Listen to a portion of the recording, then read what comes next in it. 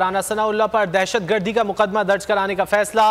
राना सनाउल्लाह ने TV programme में मुझे खुली धमकियां दी। सलमान अहमद की जानिब से मौक़िफ़ अपनाया गया है। गिरफ्तारी समेत संगीन नतायज की धमकियां दी गई हैं। तफसीलात जान लेते हैं बोल न्यूज़ के नुमाइंदे मुईन ज़ुबैर से। मुईन, क्या तफसीलात हैं?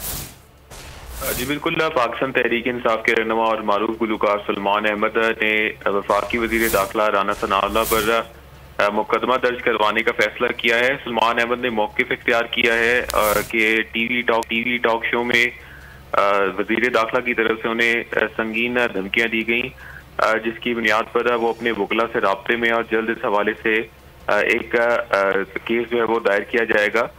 तो कई रोज से सलमान अहमद अपने वकला से राब्ते में थे और आज उनकी जानिब से ये बयान जारी किया गया है कि वफाकी वज़ीर धमकियां देने पर दहशतगर्दी का जो मुकदमा है उसको जल्द दायर करवाया जाएगा। जी बहुत शुक्रिया मुईन ज़ुबैर इन तफसीलात के लिए।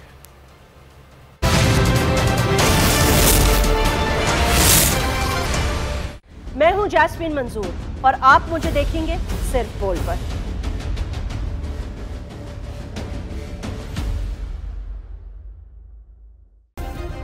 सब्सक्राइब करें और बेल दबाएं ताकि कोई खबर रह न जाए।